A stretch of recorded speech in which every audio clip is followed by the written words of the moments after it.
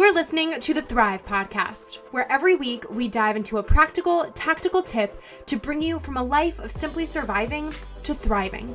It's personal development for the everyday girl who is done with coasting through her days, done with feeling like she's missing out on the deeper meaning of her own life, and done with mediocrity once and for all. Because it's not enough to simply survive.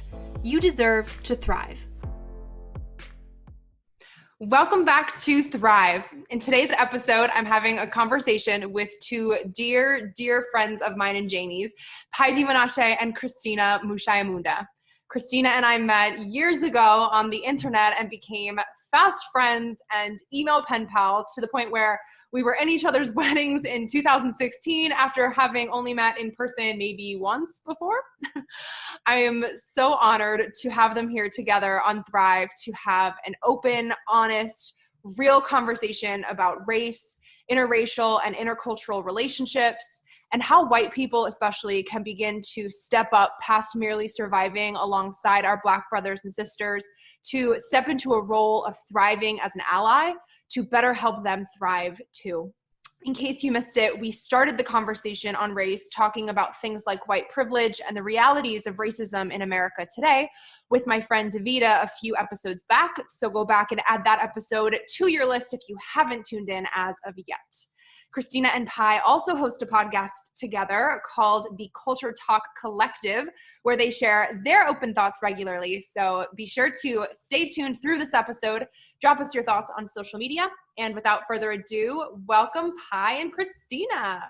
Thanks, Erica. And congratulations. You are one of the few white people that, one, is brave enough to attempt Pai's full name. I know. Pronounced it correctly. I mean, Erica, did you practice saying my full first name? No, you guys know this. Literally, wasn't it the first time I met you? I went for it and got it, and you were impressed. Do you remember this? You thought I was catfishing your wife on the internet, and then you were like, oh wait, she can say my full name. We'll let her pass. Yes, I do remember that. Oh my goodness. No, I love it. And that's such an important part of your culture. I feel like I don't know. I feel like it would be disrespectful to not learn your name, right? Like, it's awesome. I always tell people this, that if you can pronounce my full first and last name, then you really are my friend. You know, I try to tell people that all the time. Like, if you can't pronounce my full and last name and first, then you really don't know me. So thank you so much. It shows such intentionality that you have. And we're excited to talk a little bit today. Yeah, I'm so excited. So kick us off. Obviously, I know Nina pretty darn well, but tell everyone listening to Thrive all about you. Maybe a bit about both of your backgrounds, maybe how you met, since you're obviously an intercultural marriage, and where you are today. Yeah, so I'm going to go ahead and start, and then I'm going to meet Christina in the middle because she shares our story really well. But my story begins in the country of Zimbabwe.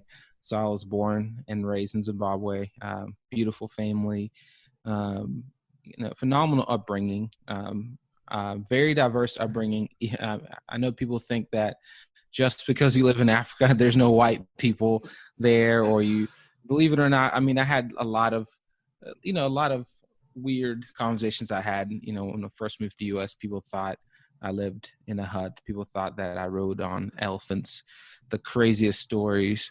But believe it or not, I had a decent middle-class life in Zimbabwe, went to a private school, which was pretty diverse. So I got to go to school with kids from Australia, Britain, New Zealand. The church that we grew up in was planted by Zimbabweans and Americans. So at a young age, I was exposed to obviously English, but also diversity in Zimbabwe. So I've always had a desire and a passion to be just a cultural bridge builder. I've seen my parents be that. So when my parents decided to move to the United States when I was 10, we were excited, obviously. And the second thing is we thought we're going for vacation. And 17 years later, we're on this permanent vacation in the U.S. But, the saying that, man makes a plan and God laughs. I mean, that's what happened. We planned to go back, but we ended up being here, and it's been a great story. We moved to North Carolina, so Winston-Salem. If you know Winston-Salem, we lived there, and then the summer of my junior year, we moved to East Tennessee. So I tell people that it was a big culture shock moving from the U.S. to America, right? You know, we grew up watching Coming to America, all these funny movies, and we thought the entire United States was like Los Angeles or New York. And then we end up in North Carolina in Tobaccoville, tobacco country, and we're like, what is going on over here? Where are the skyscrapers? So that was a big culture shock, obviously. And even growing up speaking British English, because Zimbabwe is a former British colony. So, you know, obviously we have different words, terminologies for things. Like instead of saying, you know, I remember in 5th grade asking to go use the restroom, but I said, can I please go to the toilet? And everybody thought that was the funniest thing. And then, you know, or saying bathroom, I was like, bathroom? That's where people take baths. People. So, I mean, the funniest thing, but obviously that was a big culture shock. And the next culture shock was moving to East Tennessee, because that's a whole different ball game. So I always feel like I'm God's social experiment, because like I've been bouncing around in different cultural settings. I've been in majority settings, and then I've also been in minority settings. But I'm really glad that God's bounced me around, because if he didn't, I would not be here with my beautiful wife. So I was born in Indiana, but I moved around a lot because my dad was in the military, and then we ended up settling in East Tennessee as well. And I grew up in a primarily white area. There, when I went to public high school, there were 2 Black guys at my high school that I remember. Then I ended up transferring to a private school halfway through high school, and there was one guy who was biracial Black. He graduated the year I transferred in. Mm-hmm. And so then I graduated, like there was nobody else at that school who was Black. And so it was a very like mono culture, mono race. Is that even a term? You made it a term. That's really good. I like that. It's a good term. I mean, it was primarily just white people. And so I actually remember texting my best friend in high school. I told him, I said, I really just want to one day, like, I can't wait to move out of here and be like in a more diverse area. And I was just naturally more attracted to darker skinned people. And so I didn't date anybody until I started dating Pai though. But I loved learning about other cultures, and I just loved being able to not be the only white person in the room. And so I moved to go to college. And when I was in college, I knew that there was this guy who had a really nice smile and a really long name. And that was the majority of what I knew. That's what most people know about me. Yeah, and the long name. We got Pai Mushayamunda in the house. I know. A cute butt. Oh my goodness. I didn't notice that in college though, because I wasn't paying attention. But anyway, I started going to his church towards my end of my junior year of college. And in the spring of that year, they had an anti-Valentine's Day party. The college ministry did. It was on February 15th. It was this party that was celebrating the friend zone. We didn't do love. It was just like a war movie. I think they played Lord of the Rings, which isn't really a war movie. It's a fantasy. That's spaghetti. And they had like spaghetti, garlicky foods. And I see Pai walk in a beret. I'm so embarrassed about this story. I was just like, why was I wearing that? I don't know, but I was like, that is such a bold. He was like wearing a beret and an old man sweater. And that's hilarious. I was like, that's a really bold choice outfit, and he's rocking it. And so then I like went to give him the world's most awkward Christian side hug. I don't know why I thought that I needed to say hi and hug him. I had never touched him in my life before. I had spent the entire winter just admiring him from afar because he was so wise and godly. And I was just like, Wow, he is so, like, every word that comes out of his mouth is just amazing. And in November of the year before, I told my best friend in college, I said, I am not anywhere in a place to date anybody, but if I did, I would want to date and marry Pi from Sunday school. And she was that turned out well. And she was like, ask him out for coffee. And I was like, no, I would want way more than coffee. So I'm not going to do that. I knew I couldn't ask him out just as a friend because I would definitely want to be more than friends. So anyway, I guess that's what led me to do the awkward Christian side hug. I don't even know. I guess we've been flirting on Twitter. Like, we had been liking each other's tweets. I was training for a half marathon, and I would come up with the most creative tweets while I was on my long runs. And I remember on one of my runs, I was like, ooh, I'm going to tweet this, and I bet Pi will like it because it's really funny and pretty. I had no idea you were crafting tweets. We have now moved to where he doesn't like my tweets anymore. He sends me ones that are problematic and tells me I need to stop being so sassy on the internet. Yep. That's a true story. So anyways, at the anti-Valentine's Day party, we didn't really even talk to each other that much, but I gave him the awkward side hug. Following weekend, he messages me on Facebook and asks for my number, and we hang out that night. I played the damsel in distress. He was like, what are you doing tonight? And I was like, oh, I'm all alone in my dorm. I'm just eating flaming hot Cheetos and watching Grey's Anatomy all by myself. And so then he invites me to a mutual friend's bonfire. And the following weekend, he asked me out on a date. And here we are, 6.5 years later. Yep. And we're getting ready to have a baby in a month.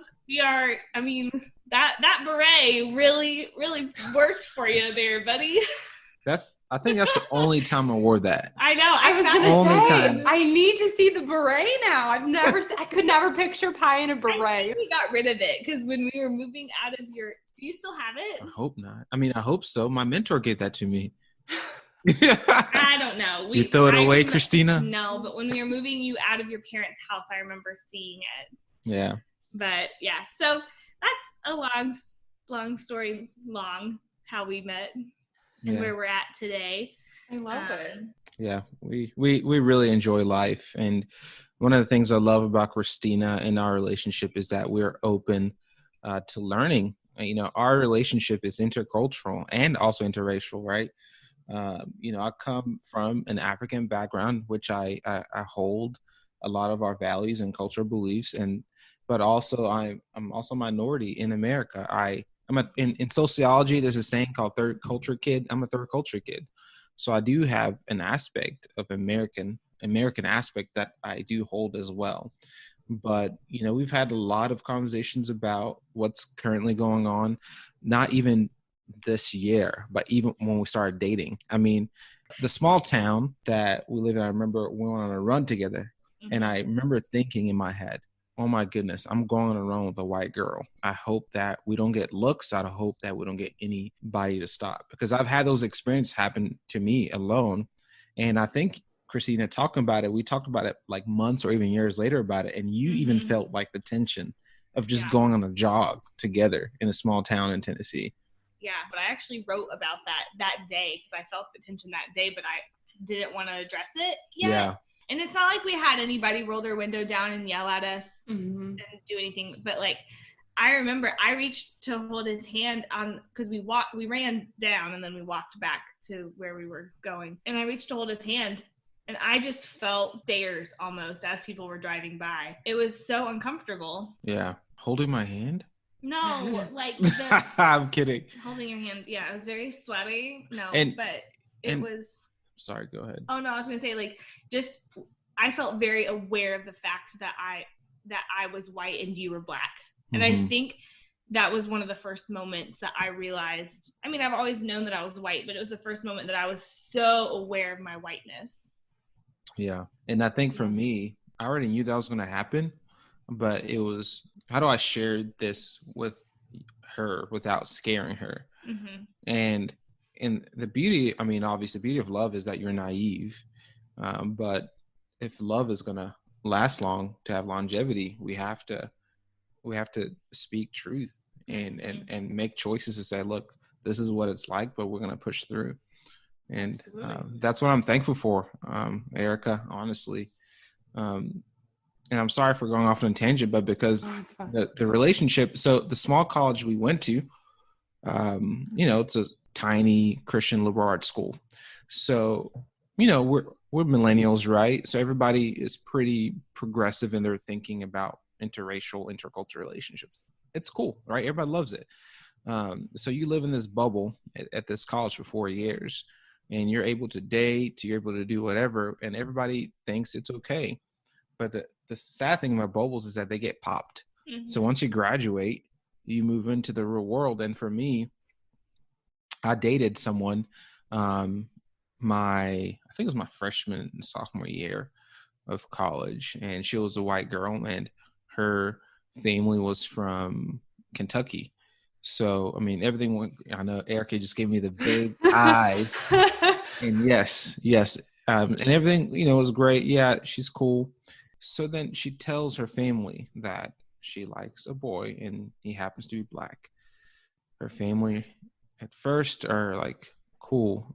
Second time, they're like, not cool. So they've never met me before, but the big reason is that her grandparents and are just uncomfortable.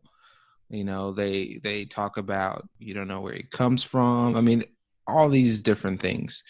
So she is stubborn and I'm naive, so we continue to date, even though when I look back, I was 19, 20, I probably shouldn't have done that. So we date, and then I end up visiting her family for the first time during spring break. And that's like a bubble burst moment. That's when, going to Kentucky with your white girlfriend, knowing that this family is not going to welcome you with loving arms. I can't believe you did that. Yeah, me too. I would not have been brave enough to do that. I'd have been like, peace. Yeah, especially because no pressure because Christina's sitting right next to you, but if you didn't have futuristic vision here with this girl, that's an even more of a bold move too, to put yourself in that sort of position. Yeah. And I think, my frontal lobe wasn't developed yet, so I have to give that. I don't know when I look back at it, that was pretty bold. And maybe I just thought, hey, this is, maybe I need to prove them wrong. And I think that was my mentality when I was younger, because I have, going back, moving to Winston-Salem, I grew up in a predominantly black community. Went to predominantly black school, and then moving to Tennessee, it was reversed. I was now a minority. So I became, in a way, and it's sad to say, but in a way I became this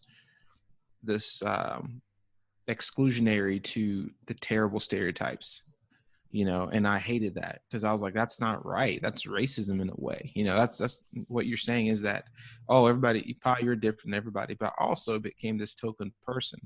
So for me, going to Kentucky was to prove to this family that not all black people are the ones that you see on TV. Mm-hmm. I remember her even defending to her dad that I wear a belt.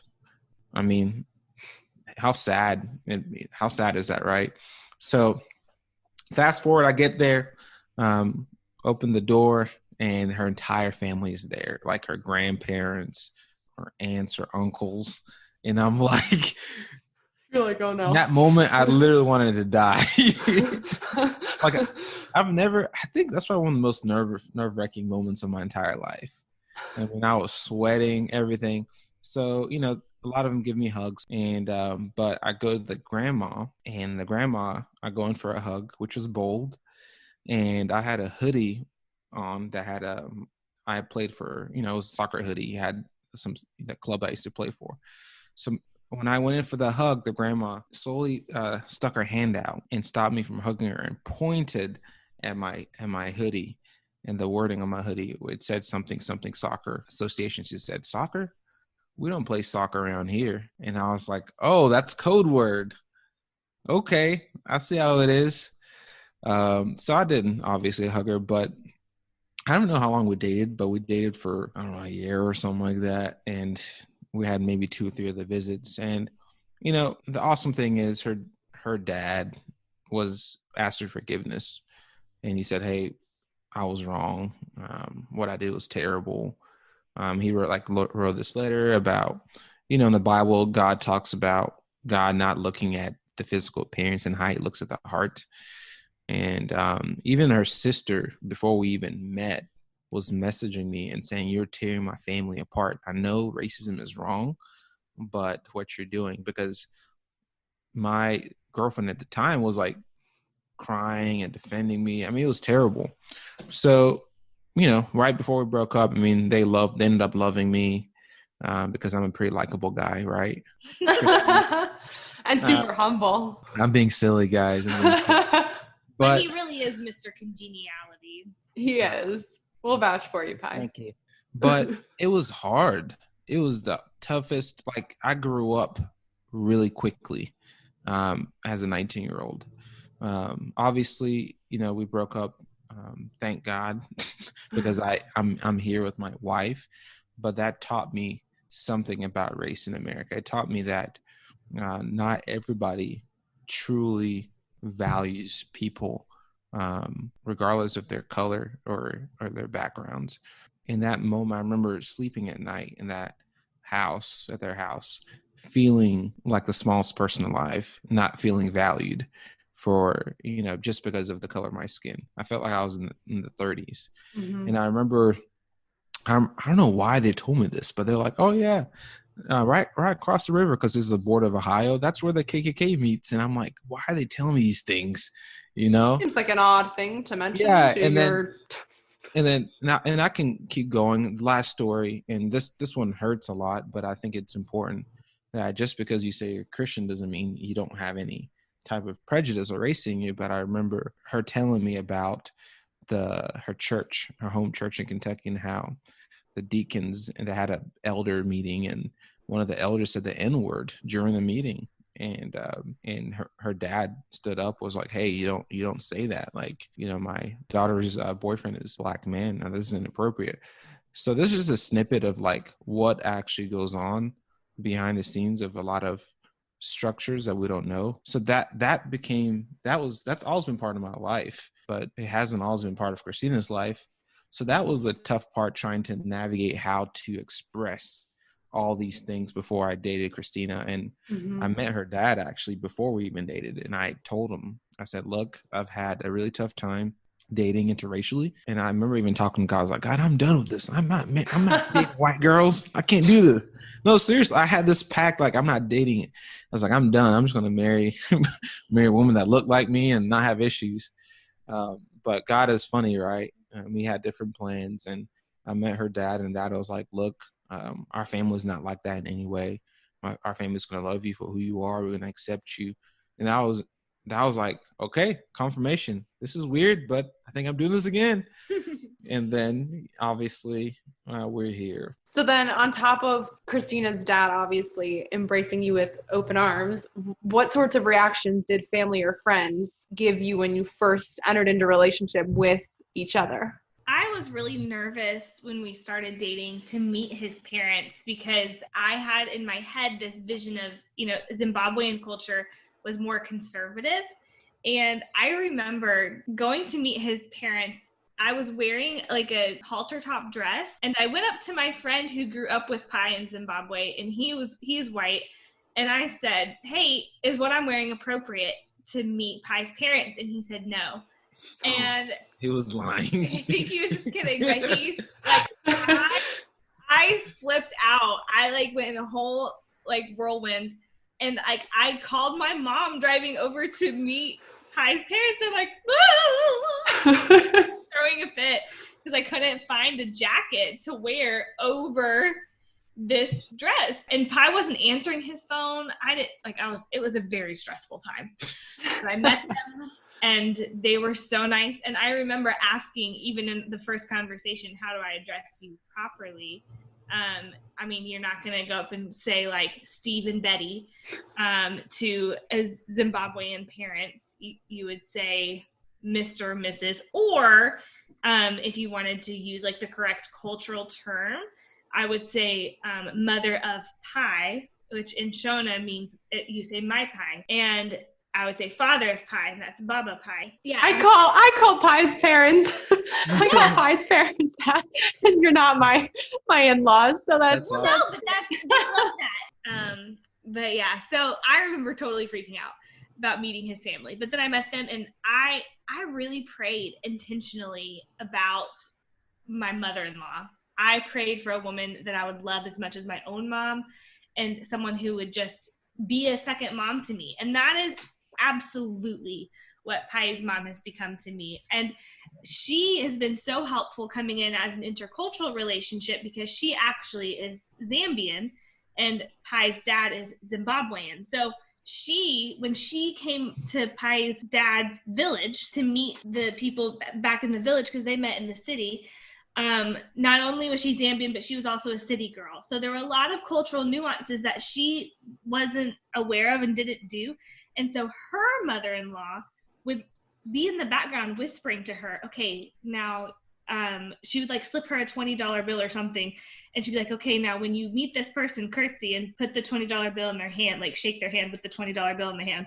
And like her mother-in-law also, the day after their wedding, the bride has to get up and gather firewood and cook an entire meal for the family. And my Pai had not gathered firewood very often in her life. So her mom-in-law paid girls in the village to go bundle firewood and put it out like right in the woods, so that all she had to do was go pick up the bundle and can't come inside. That's amazing. I get like emotional telling that story, because in a sense she's done that for me in a lot of ways. I don't have to go buy firewood, but I know that if I went to, like, whenever we do go to Zimbabwe, I refuse to go without her there, because I know she'll help me. So that's all about Pai side. Coming into my family, I think for the most part, everybody was pretty loving and pretty open. My little brothers were obsessed with him. Like, I would be like, hey guys, he's here to see me. And they were young at the time. They were like 8 and 5, right? Yeah. Oh my gosh, they were babies. And they were like, no, we're going to play. Like, my little brother, he had to get soccer cleats when Pai came to visit, because Pai played soccer. And so we got him some cleats and a soccer ball, and we went down to the soccer fields to play soccer. Do you remember doing that? Oh yeah, it was the weekends were hang out with with your brothers, not hang out with my girlfriend. Yeah, and he would have to go take naps all the time, and I'd be like, "Why are you napping? You spent all day with my siblings, and you've not spent any time with me." But everybody really loved him. I did have one grandparent who was worried about it. Now they're like, they're each other's favorite person in the family, I think. I think, unfortunately, a lot of the older demographic that we I mean, honestly, we love so dearly are just misinformed by the narrative of the media, that, or even personal experiences. I think at times we make our personal experience our theology. It's like, if I went through this, then that means everybody else is like this. So you have these two opposing forces. You have what is enforced in the media, and then what's also maybe a bad experience that you wouldn't, if a white person robbed you, a normal, I don't want to say normal, but usually you're not going to think, oh, all white people are bad. But sometimes, because bad people, no matter what race are alive, are there. So I think that's really the biggest hindrance at times, is not like, because I don't do this anymore. I don't have to prove myself to people like I was when I was 19. But it's to say, look, like, we're not all people are like that. It's just people make their own choices. And I think that's why, and I think with your grandpa, it's been awesome, because he's gotten to know me. And then also he loves my family. He's always asking my family. Oh my gosh. Yeah. He wants them to move into their town, basically. Yeah. So, and the hope is that if I have those kind of stereotypes, I really hope that someone were to come to my life and to break those stereotypes. Like, I hope that, not that we do it on purpose, but because we're open to listen and understand, we begin to become more inclusive in our lives and more loving.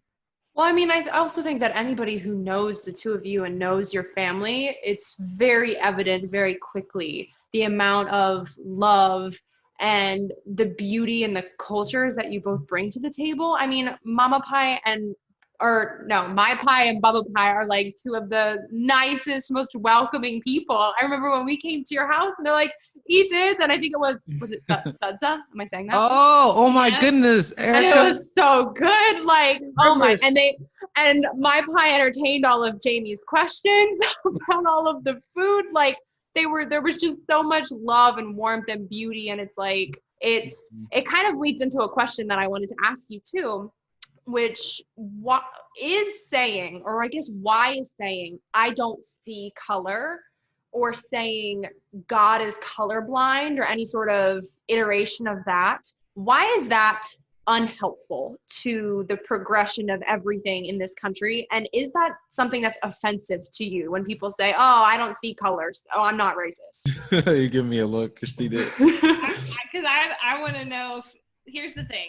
Pai gives the gracious responses. I tell it like it is. I'm like, calm down. He seasons his words with salt. I season mine with cayenne pepper. So I was looking to say, do you want to answer this, or do you want me to? How about I start? Get two different. You're gonna get the same message, but two different deliveries. Yeah, that's funny. You know, no one looks at a rainbow and says, "Oh, I don't see color." Right? Say that again. Yeah, no one looks at a rainbow and says, "Oh, I wish that rainbow was only red or green."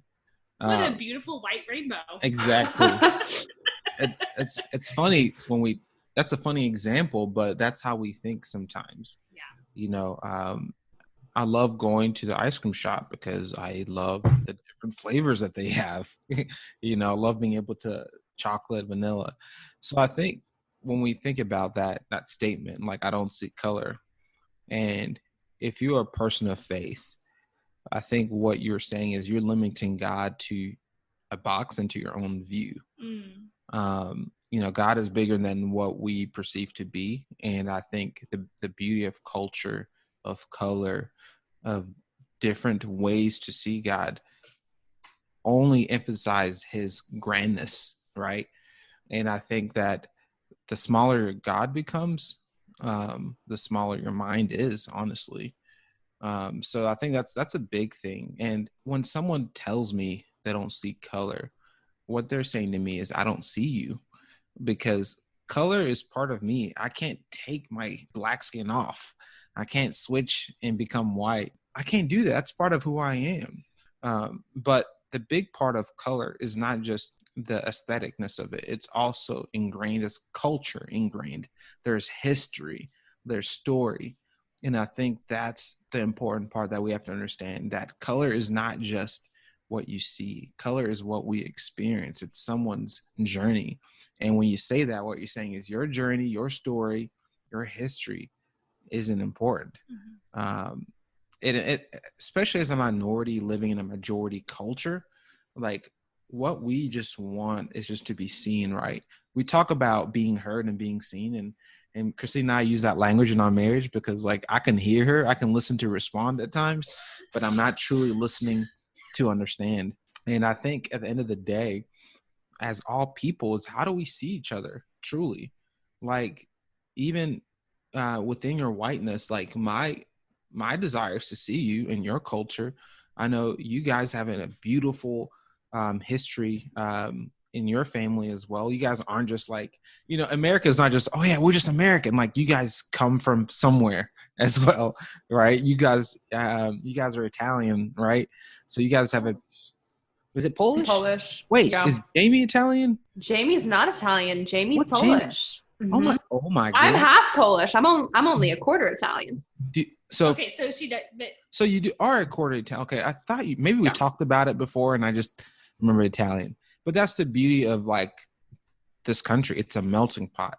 So my hope is that eventually one day we stop using that term and start saying, hey, I do see color, and it's beautiful. It's part of God's design. It's part of culture. Christina? Yeah, I think you really hit the nail on the head. I actually learned a little bit about the history of why people say I don't see color. I think I read about it in White Fragility by Robin DiAngelo.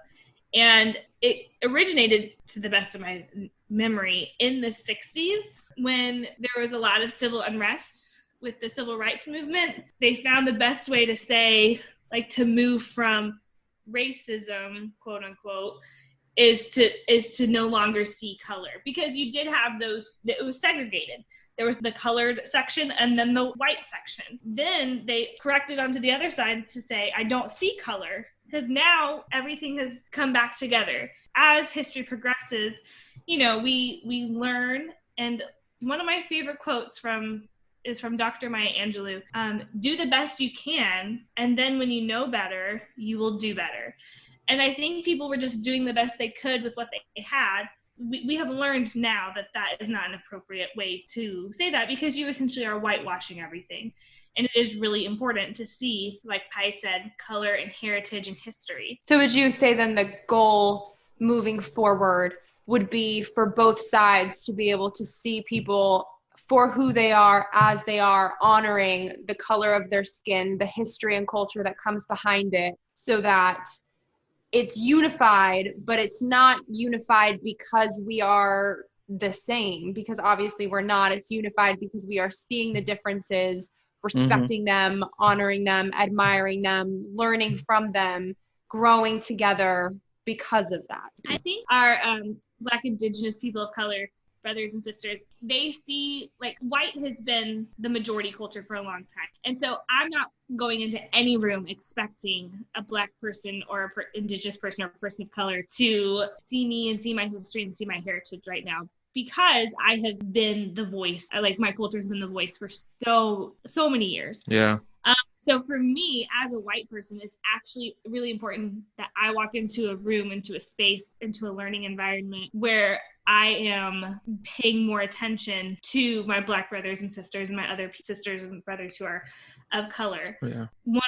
It requires a lot of humility. It requires a lot of saying the wrong thing sometimes, asking the wrong question, not on purpose, but just out of like ignorance. So it requires a lot of uncomfortability. It requires a lot of humility, a lot of saying I'm sorry. I think it needs to be done in relationship. But yeah. I think that's the biggest thing, is to have the comfortability to ask the hard questions and questions that are ignorant. You need to have a relationship with someone that doesn't look like you, not for the sake of answering those questions, but for the sake of knowing them, because they're a person, right? And I think that one of the hard parts right now of what we're going through is that we have good intentioned white people that have a lot of questions, but they're asking to get the answers, not asking to know me. So I've gone through this filtering of my DMs and my messages, like, hey, like, because Christina and I went through, during the peak of the protests and a lot going on, we're getting so many questions and invitations to speak at churches and things like that, and we had to say no to a lot of them. And one of the best advices I've been given was by a white pastor, actually, when I told him about it, my old church. And I was like, hey, like, I really don't feel like it's my job to be this like spokesperson, because I don't have a relationship with these people. This guy texted me from, I haven't talked to him in years. And he's like, one of the best things you can do for him is say, hey, I'm not going to, I'm sorry, but I'm going to decline. However, here are some resources that you can learn. Please reach back out to me, and we can talk about those resources that you've read and or listened to.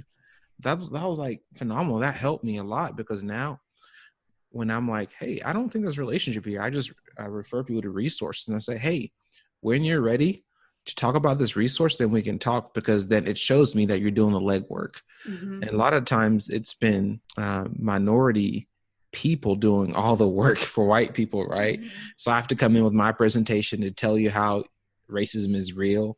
And I'm like, we don't have to like tell people that. I mean, everybody knows that. Use your eyeballs. Yeah. So I think just bouncing off what you said, Christina, it's just relationship, and relationship is slow, and relationship is not quick. And we live in a very quick, fast-paced culture, and relationship has a lot of mistakes. And unfortunately, we also live in a culture that can be very unforgiving. So at times, if you ask the wrong question, you might feel like you have a scarlet letter, like you are a terrible person. And this is my personal opinion, but if I'm in a relationship with someone and I know that they mean well, they might say idiotic things, I'll tell them that was dumb in the safety of just me and them, because I want to protect their integrity. But at the same time, I'm not going to expose them and say, look, this is what they said. So I think it's the challenge that we have in this time is, how do we create spaces that are safe for us, twofold, to ask the right questions, but also the second fold is to listen well, because at times as a minority, you don't really feel seen. So sometimes you just get exhausted, or sometimes you might just be angry and frustrated. I mean, imagine the toll that you have of just feeling like you have to prove to people. So then when someone tries to ask questions, you might be exhausted already and you just don't feel like it. And then when you say no, then it's like, oh, angry black man. It's like, no, I just don't want to talk, So like, I've even sharing with Christina about sometimes like the way I act in public. She, we'd fight sometimes because she thought, oh, Pa, you're being fake. I'm like, no, I'm not being fake. Like, I just don't have the opportunity. If we fight in public, people think I'm this terrible black person. So I can't like yell and, and look visibly frustrated, or I can't have resting B face. I have to smile and act like everything's going okay, And that's why I think it's so important to be able to be seen and to be able to be heard, because that's just the reality that I live in. Absolutely. Can you explain what white allyship is and what this means and really looks like for listeners who want to become better allies for the Black community? I love me some infographics. And it's from one of my favorite happy Instagram posters, at Oh Happy Danny. Oh, she's great. It's so great. So she actually has a roadmap to providing relief, allyship during a crisis. So I'm just gonna use this as a jumping off point. So she says, you want to start by picking a cause to focus on. Compassion fatigue is so real. If you are paying attention to all of the things that are happening in the world and trying to be an ally for all of these things, you are going to be paralyzed because you're just not going to be able to do it all. And so for me, like, there are things that sometimes I'll be like, that's really sad. I can't focus on that right now. For me, I'm focusing on this. And that helps because then I know it gives me like an area to hone in on. So then you want to, her next step is to unpack the issue and study it. So I think for people who are just now like, oh my gosh, I didn't realize racism still existed in 2020. This is the opportune moment to be quiet and listen to voices that are already speaking out on this. People that I really respect, there's Dr. Christina Cleveland. She is a theologist, and she talks a lot about racism within the church and how to address that. Latasha Morrison from Be the Bridge, she actually has a podcast called Be the Bridge Builder. And she has an entire community. And an entire community. Yeah, it's great. She just started her podcast in March, though, which is awesome. That's awesome, yeah. But she has an entire community, and I think I told you about that, Erica, because you were like, I don't know where to start. And I'm like, hey, start with Be the Bridge, because I love it. On the Facebook group, you take 3 months of silence, and you just observe. And then you also go through these units, and they have been so, I joined the group last year, but I didn't get to do the units until this year because I had just started my teaching job right when I joined the group. So I've just taken longer than 3 months of silence because I want to try to finish the units before I start participating in the group. They have a lot of units that unpacks a lot of, I think, like a lot of terms that might be trigger words, like whiteness or white privilege or white fragility. Racism is even a trigger word because people hear racism there and they automatically get images of the KKK, and that is a part of it. But we also have a systemic structure of racism that this country was built upon, and this country is built upon a system of elevating really the white man. Like, if I've been totally nerding out over Hamilton So for the good. past like 3 years, but especially now that it's on Disney Plus, all these articles are resurfacing and people are writing new articles about Hamilton, and someone pointed out, and she said, hey, this, the musical is great, but we're forgetting that the founding fathers did not build this country for people of color or for women. It was built for white men. And so now we're in 2020, we're trying to figure out how do we restructure our government system, our prison system, our economic system to benefit not just the white man, but also our brothers and sisters who were here before we even moved here, and also who were brought over here. Some people were not brought over by their choice, and then some people immigrated here by their own choice. Just trying to make America look like the melting pot that it is in the government structures. So take time to unpack and study the issue. Then also you want to assess local needs and partner with community organizations. And I love this roadmap to providing relief because these are such practical steps that Danielle is providing for us. So for me, like if I look at the bigger issue, what's affecting the United States, again, that feels very paralyzing. So I look and said, what can I do in my community? So one thing that I did was they had a panel with our mayor, vice mayor, superintendent, and our city school superintendent, and then our chief of police. And one of the youth services coordinators set up this panel so that his kids could ask questions of our leaders in our community. And I had a student who is part of that youth service, and so she reached out to me asking for some articles, and I was really proud of her because she said, I've been researching, but I don't know where to get some good feedback. And so I sent her some things that I had been studying as well. And I just sat in the back with my teacher heart eyes, and I just was so proud of her as she asked questions. And so I was able to attend several community events that provided a lot of a space of questions and answers. And I'm going to brag on you for a minute. So, Christina's an English teacher. And I think part of being an ally per se is making sure that the world that you live in is it's the things that you're reading, the things that you're watching for entertainment and listening to, it's diverse. It's not this secluded one-time thing. Oh, we're going through race in 2020. Let's just do that. And then 2021, move on to different thing. It's part of our lifestyle. And when Christina started teaching, she included amazing texts, from writers, people that are writers of color, nonfiction books. I mean, The Hate You Give is one of the books. I'm sure you've heard The Hate You Give and the movie. So she introduced those books to her predominantly white students.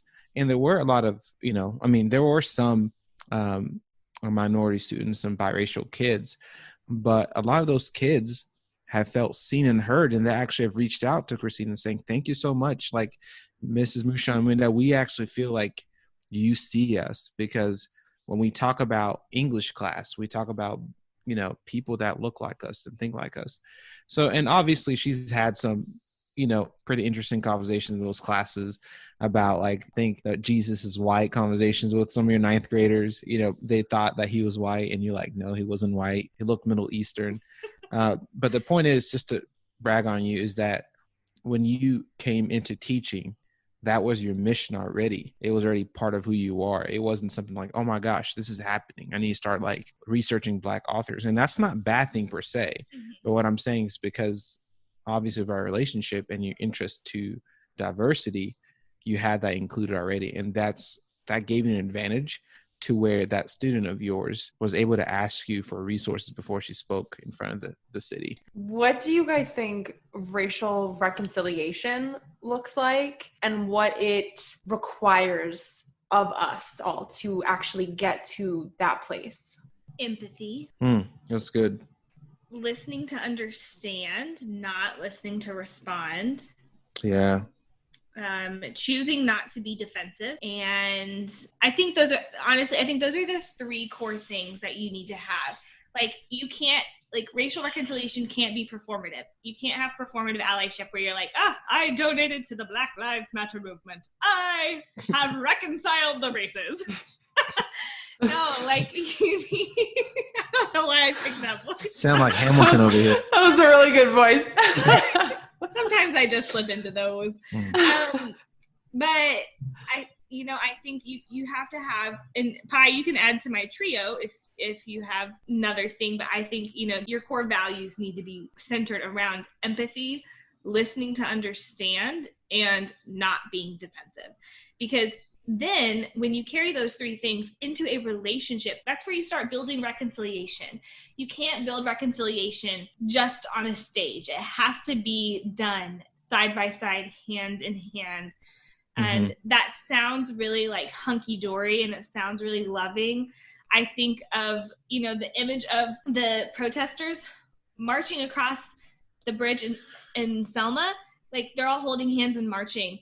But, like, that was scary. And they didn't just come together and be like, let's hold hands and march. Like, they had relationships with each other and with people, and they knew that policies that were in the United States were wrong and that those needed to change. And so the white people had to listen to understand what their Black brothers and sisters were saying. They had to listen to understand with Dr. Martin Luther King. As a white woman, I'm never going to be able to truly, truly understand what it feels like to experience direct racism. Anywhere I go, I'm not really going to experience that, because a white person from America, they're seen as someone who's at the top. So I can never experience that directly. What I can experience is listening to understand Pai's experiences and talking about being hand in hand. I was holding his hand in another small town right down the road from us, and a man called him the N-word. Now, Pai didn't hear, but I did, and I was furious. Yeah. And that anger, I felt like it was a righteous anger, because he was dehumanizing you. Yeah. And saying that. I think when you have that lens of, this is a human person, a human being, and you can empathize with their experiences, that's going to lead you towards racial reconciliation. Yeah. And, empathy is a really important word. And I think we also need to disseminate what empathy is, because a lot of times we are sympathetic instead of being empathetic. So at times, sympathy says, I feel bad for you. Ooh, I'm so sorry. But empathy tells me, I feel bad with you. Sympathy is, I'm sorry you lost a loved one. Empathy says, I lost a loved one. And I think it's so important for us to understand those two. And when it comes to racial reconciliation, empathy is also tied with a holy anger and a desire for justice.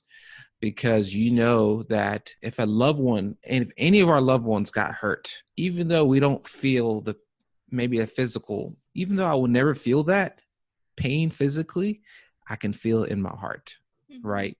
I have this desire to see them healed and whole again. And I think that's a kind of desire that we need as people. We're people of faith. The Bible talks about a body of Christ. And if one part isn't working, another part notices, if a hand is not working, then the brain notices it. I mean, if my right leg stopped working, it pains my entire body, tells me that, my brain receptors, everything goes down. What if is as people, we can actually feel that towards other cultures and races.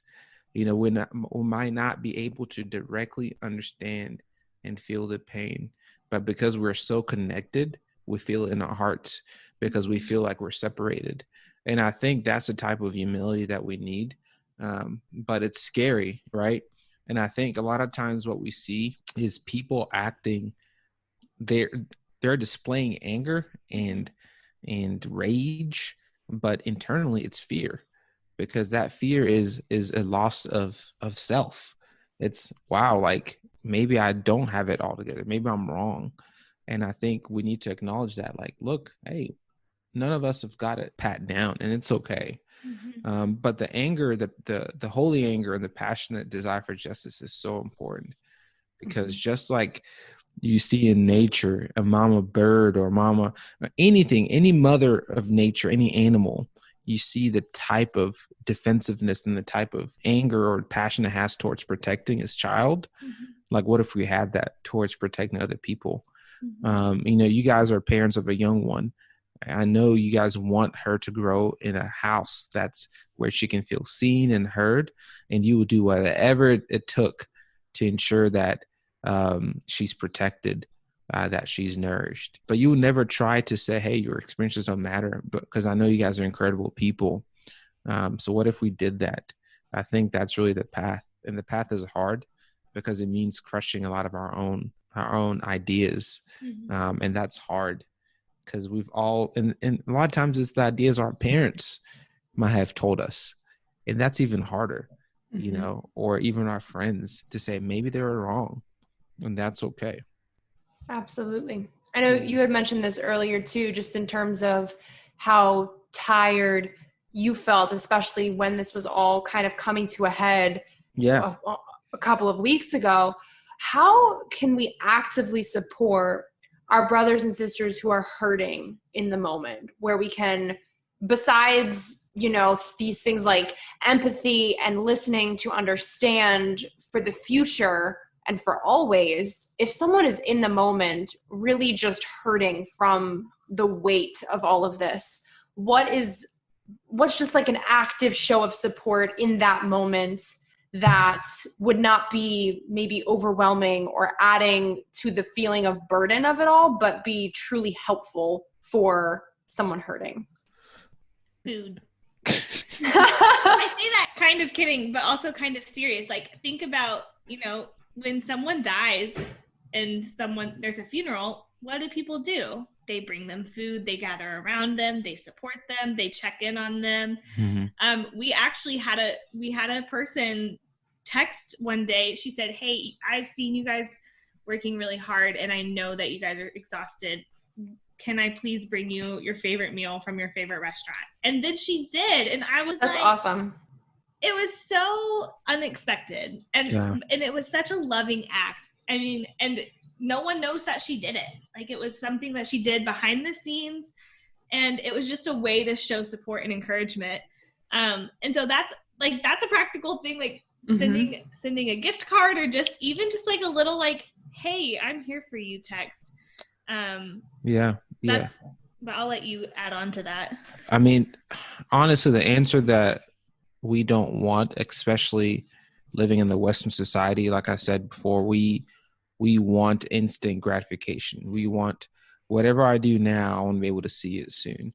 And we have to attach the relational aspect to it, is that this is, for a lot of minorities, including myself, this is trauma. It's not that it's never been there. It's always been there, but now everything's being exposed at once.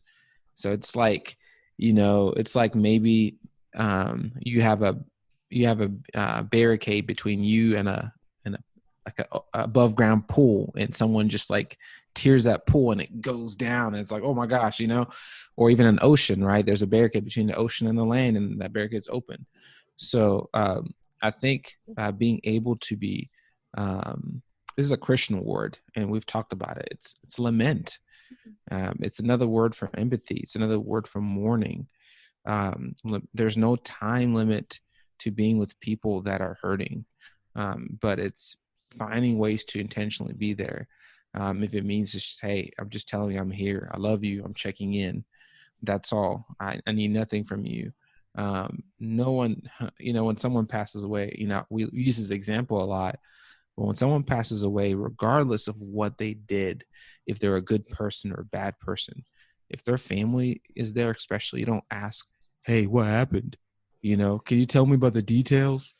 Like, it sounds ridiculous, but like, imagine saying that to people like that look like me, and someone that doesn't run anymore.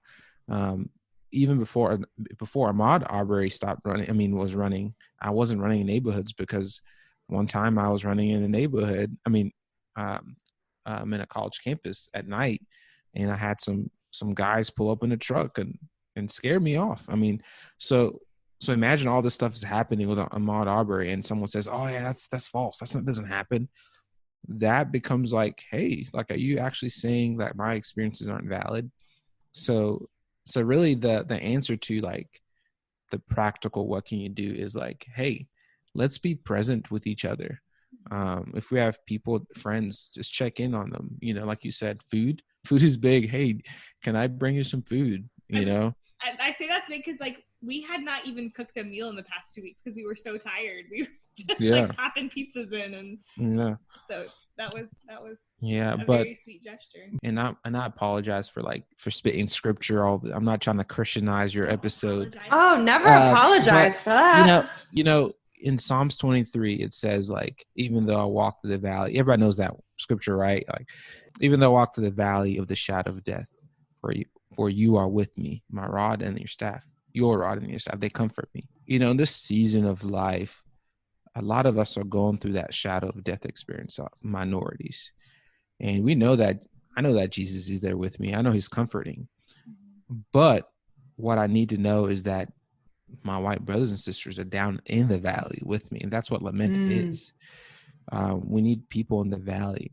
The valley is not a permanent place, but it's a place where we're able to reflect, and it's a place of purification, because I know that the light is at the end of the tunnel. In this moment, we need people, and that's what it is. And it's hard for some people to answer, because like, we've been ingrained in this culture of like, give me the 3-step plan to solving it. In relationship, that doesn't happen. Imagine in marriage, imagine if my wife, if I said that to my wife, you know, she'd be like, what are you trying to do? You know, we'd go through counseling, you know. Very often when we are arguing, I say, no, like, I just need you to listen to me, right? Yep. Yeah. Absolutely. So you guys mentioned a ton of amazing anti-racism resources already, but are there any others that you in particular love and think are really good that you would recommend to anyone listening to add to their list? As an English teacher, of course, I'm going to recommend books. Nonfiction books. I would recommend Austin Channing Brown's book, I'm Still Here. Black Dignity in a World Made for Whiteness. I actually am just starting this book, so I'm recommending it with the caveat that I have not finished it yet. I had recommended the book White Fragility, and I think in a lot of situations you take the meat and you throw out the bones. And so there are, some resources that I recommend will make people uncomfortable, and I think that's good. It's important to listen to people that, more than ever now, like if you're more liberal thinking, like I challenge you to read more conservative thinking authors. If you're more conservative leaning, I challenge you to read more liberal thinking. And I think it's important to have this balanced perspective, because I think that's reality. But the facade that we live in, it's like, it's polarizing, right? It's like, oh, if you're not for this side, then you're a terrible person. It's like, no, we actually live in this balance of the middle. And I think it's okay to be in that balance, because it helps us be able to understand where people are coming from. So a lot of the resources that we do share, there are from people from different backgrounds, and we might not agree with everything, but we agree with the foundation, right? And I think that's the most important part. And I think if you're a person of faith, I mean, the Be the Bridge, Latasha Morrison has a book as well, which is good. And then there's this man named Dr. John Perkins. He's a Black American, and his passion has been in racial reconciliation and also community development and just neighborhoods and things like that. So he's another good guy. Any of his books are good on race. So yeah. If you don't have time to read, but you have time to listen. Oh yeah, that's true. Podcasts. The Culture Talk Collective. Oh gosh. We're just trying to figure things out. Yeah. In addition to the Culture Talk Collective, I would recommend My American Melting Pot is a really good one. And then Sincerely Letty is a good one to do that. And then Truth's Table. Oh, that's good. Is really good. It's really, really good. I'm listening now. Again, I've listened to a couple episodes. I've not listened to all of them, and this is going to make you uncomfortable if you are uncomfortable with foul language. And there's not a ton of foul language, but there's a podcast that I started listening to talking about, and it's a limited series, but it's talking about police brutality and just kind of like the structure of the police system in America. And it's called Behind the Police. And it's with a man named, I think his name is Robert Evans. And then the rap artist Propaganda, Jason Petty, he's featured on this. And it's, it's really interesting because to talk about, a lot of people are saying, have a lot of opinions about policing right now. And so I just wanted to know more about the police system and the police structure. And so that's a podcast I found, and it's probably a little bit more left-leaning, but I would be happy to find something that's, in the center as well. The Red Couch by Propaganda and his wife, Dr. Alma. That's a really good one as well. Amazing. So, lots of podcast recommendations. Yeah. And then if you just want to scroll on Instagram, you've got a lot of good. Am I overwhelming with resources? Yes. My husband is like, you need to stop talking. Erica, we have a list that we wrote, so we would love to share with you the link. Please do. That's awesome. Yeah. Christina's like going through all of it. I just really excited. She's an excited ally. She is. More people should be like her. She's a role model. Oh, yeah, she is for sure. Well, you guys, I can't thank you enough for coming on Thrive. You are such a wealth of wisdom and inspiration and just such a blessing. You guys are such a blessing as friends to Jamie and I, and I'm sure you're just such a blessing to everybody who has tuned in today.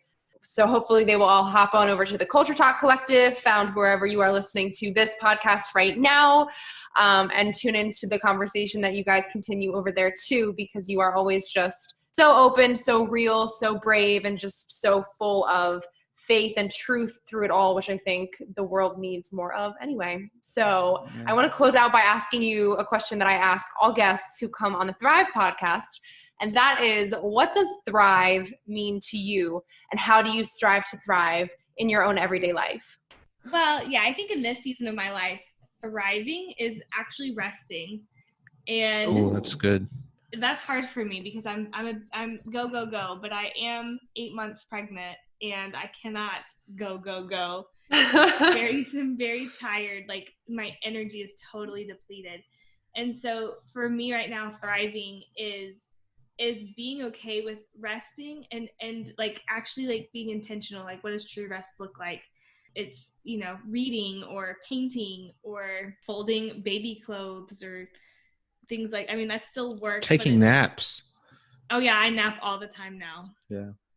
Yeah, for me, thriving, one of the things I'm passionate about is helping people see that they have a gift and they have something to offer in this world. So thriving looks like empowering others to see that they are a gift to this world. Mm-hmm. So true success doesn't look like making lots of money. It doesn't look like having tons of followers. True success looks like someone saw that they have something to give to the world today, and I help that. So I try my best to center myself with that truth, because we all know that we do get swayed, right, with false realities or the false treasures of this world. But the true treasure is really helping people. Imagine saying, I helped this person see that they have something to offer. So that's what thriving is to me. Wow, your answer was so much better than mine. Sorry, I'm an Enneagram 3, so me too. You 3 exhaust me. So like, I already have my mission. Go take a nap, Nina. Go take a nap. Yeah. I love it. Oh my gosh. So where can people find you online? You can find our podcast page at the Culture Talk Collective. That's on Instagram and Facebook. Mm-hmm.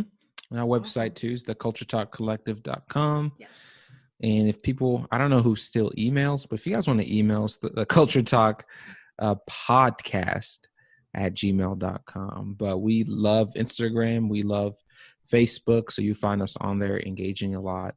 And we're really nice people. So hopefully some of your listeners become family to us. And we look forward to relating and talking some more. Well, you're two of the best people I know, so I can second that. Aw, shucks.